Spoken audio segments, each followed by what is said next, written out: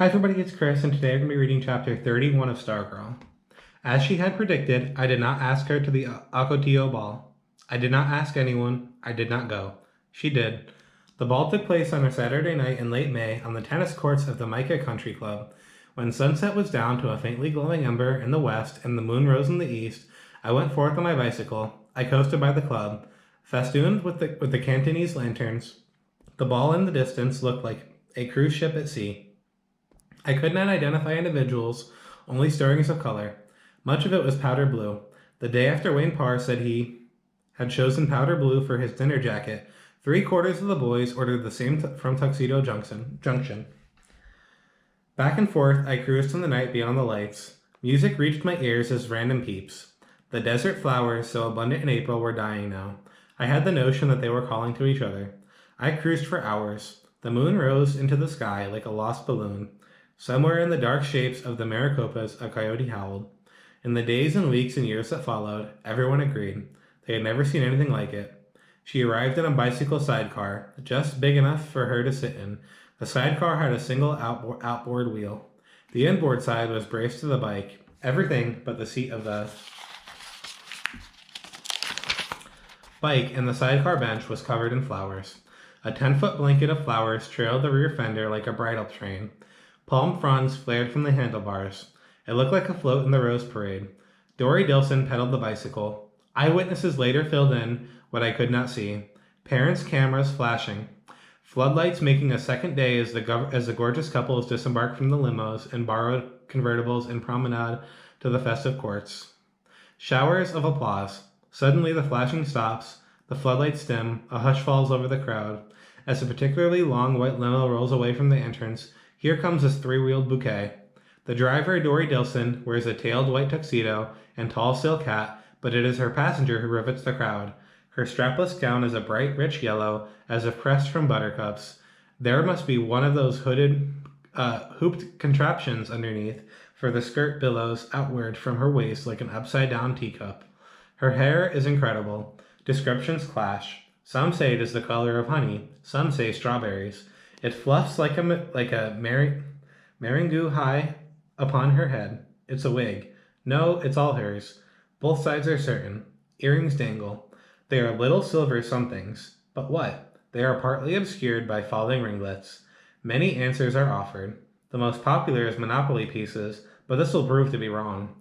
From a rawhide string around her neck dangles a white, inch-long, banana-shaped fossil, identifying her as a member in good standing of the Loyal Order of the Stone Bone.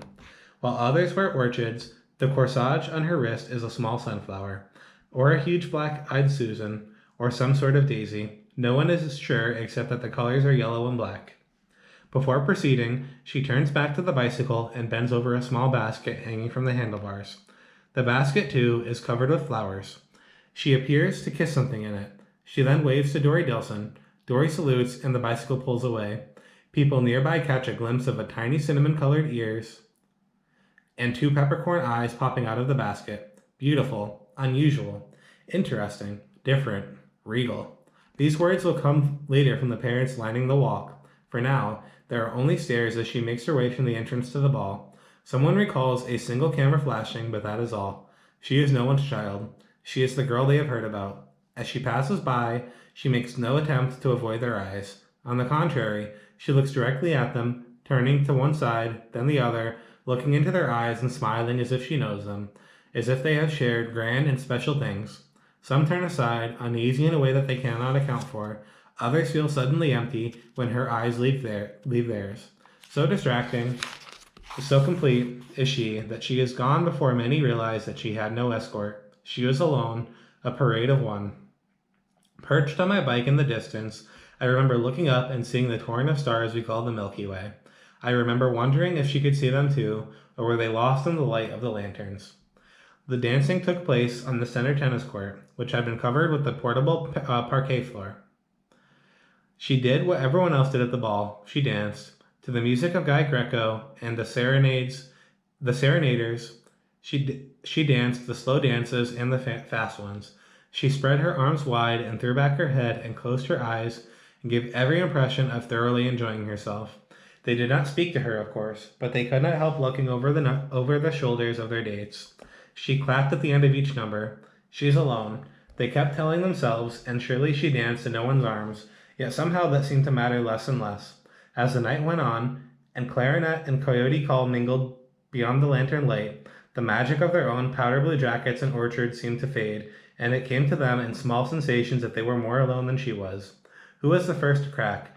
No one knows. Did someone brush against her at the punch table? Pluck a petal from her flower? One was missing. Whisper hi? This much is certain. A boy named Raymond Studemacher danced with her.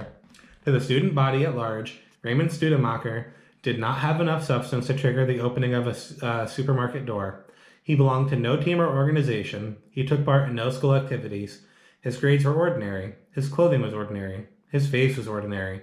He had no detectable personality.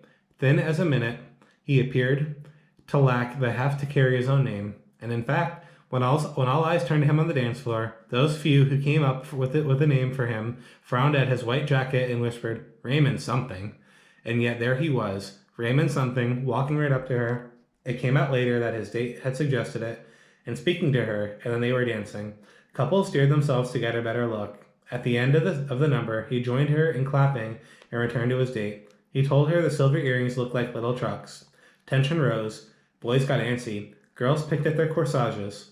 The ice shattered. Several boys broke from their dates. They were heading her way when she walked up to Guy Greco and said something to him. Guy Greco turned to the serenaders. The baton flashed, and out came the sounds of that old teen dance standard, the bunny hop. Within seconds, a long line was snaking across the dance floor. Stargirl led the way, and suddenly it was December again, and she had the school in her spell. Almost every couple joined in. Hillary Kimball and Wayne Parr did not. The line curled back and forth across the netless tennis courts. Stargirl began to improvise. She flung her arms to a make-believe crowd like a celebrity on parade. She waggled her fingers at the stars. She turned her fists like an egg beater. Every action echoed down the line behind her. The 3 hops of the bunny became 3 struts of a vaudeville vamp, then a penguin waddle, then a tippy-toed priss. Every new move brought new laughter from the line. When Guy Greco ended the music, howls of protest greeted him. He restruck the downbeat. To delighted squeals, Stargirl led them off the parquet dance floor onto the other courts, and then through the chain-link fence, and off the tennis courts altogether. Red carnations and wrist corsages flashed as the line headed onto the practice putting green on the practice putting green of the golf course. The line doodled around the holes, in and out of the side pools of lantern light. From the dance floor, it seemed to be more than it was. 100 couples, 200 people, 400 dancing legs seemed to be a single festive flowery creature, a fabulous millipede. And then there was less and less to see as the head vanished and the rest curled through the fringe of the light and followed, like the tail of a powder blue dragon, into the darkness. One girl in chiffon had a tiff with her date and ran off toward the first tee, calling, "Wait for me!" She looked like a huge mint green moth. Their voices came in clearly from the golf course. The laughing and yelping made a raucous counterpoint to the metronomic tick-tock-tock-tock of the bunny's never-ending hop. Once, in the light of the quarter moon, they appeared in silhouette on a domed, distant green, like figures dancing in someone's dream. And then quite suddenly they were gone, as if the dreamer had awakened. Nothing to see, nothing to hear. Someone called "Hey" after them, but that was all. It was, according to those left behind, like waiting for a diver in water to return to the surface. Hillary Kimball, for one, did not share that feeling. "I came here to dance," she declared. She pulled Wayne Parr along to the bandstand and demanded regular music. Guy Greco tilted his head to listen, but the baton did not stop, and neither did the band. In fact, as the minutes went by, the music seemed to become louder. Maybe it was an illusion. Maybe the band felt a connection to the dancers. Maybe the farther the line spun into the night, the louder the band had to play. Maybe the music was a tether, or a kite string. Hillary Kimball dragged Wayne Parr out to the middle of the parquet floor. They slow danced. They fast danced. They even tried an old-fashioned jitterbug. Nothing worked. Nothing went with the triple-thumping drumbeat but the bunny hop itself. Hillary's orchard shed petals as she beat her fist on Wayne Parr's chest. "Do something," she yelled. She ripped sticks of chewing gum from his pocket. She chewed them furiously. She spit the wad and pressed the gum into her ears. The band played on. Afterward, there were many different guesses as to how long the bunny hoppers were actually gone. Everyone agreed it seemed to be hours. Students stood under the last line of lanterns, their fingers curling through the plastic-coated wire of the fence, peering into the vast blackness, straining for a glimpse, a scrap of sound. All they heard was the call of a coyote. A boy dashed wildly into the darkness. He sauntered back, his blue jacket over his shoulder, laughing. A girl with glitter in her hair shivered. Her bare shoulders shook as if she were cold. She began to cry. Hillary Kimball stalked along the fence, clenching and unclenching her fist. She could not seem to stand still. When the call finally came, "They're back!" It was only from a lone watcher at the far end. 100 kids, only Hillary Kimball stayed behind, turned and raced down the 8 tennis courts, pastel skirts flapping like stampeding flamingos. The fence buckled outward as they slammed into it. They strained to see. Light barely trickled over crusted earth beyond the fence. This was the desert side.